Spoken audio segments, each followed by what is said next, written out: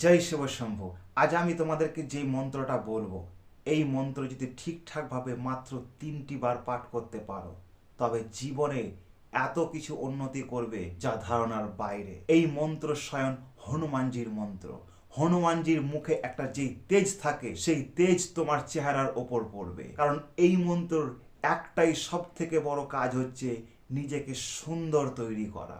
এই মন্ত্রের ফলে নিজেকে সুন্দর তৈরি করা যাবে, শরীরের একটা সৌন্দর্য বেড়ে উঠবে খুব তাড়াতাড়ি এই মন্ত্র পাঠের ফলে। তো তোমরা নিশ্চয়ই জানো যে হনুমানজির মুখে একটা কি তেজ থাকে বা তার সুন্দরতা কতটা। সেই হনুমানজির শরীরের কিছুটা সৌন্দর্য তোমার শরীরে চলে আসবে এই মন্ত্রের ফলে। এই মন্ত্র কিভাবে পাঠ করতে হবে আমি সবই বলে দেব আজ এই ভিডিওর মাধ্যমে। তাই আমি বলছি এই ভিডিওটা পুরো দেখার চেষ্টা করো।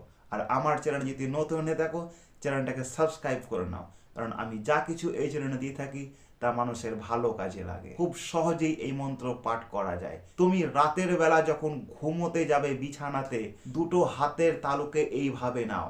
এইভাবে নেওয়ার পরে যেই মন্ত্র তোমাকে উচ্চারণ করতে হবে সেই মন্ত্র হচ্ছে ওম ভগবতে রামদূতায় বজ্রে দেহায়ে হনুমতে নমো নমঃ। এই মন্ত্রটা 3বার উচ্চারণ করে নিজের হাতের দুটো তালুকে তোমার চেহারাতে এইভাবে হাতকে বুলিয়ে নাও, বাস তোমার কাজ শেষ। এই মন্ত্র বা এই নিয়মটা তোমাকে ঠিক 7 দিন করতে হবে, তবেই কিন্তু এর রেজাল্ট পাবে, নতবা কিন্তু এর কোনো রেজাল্টই তুমি পাবে না।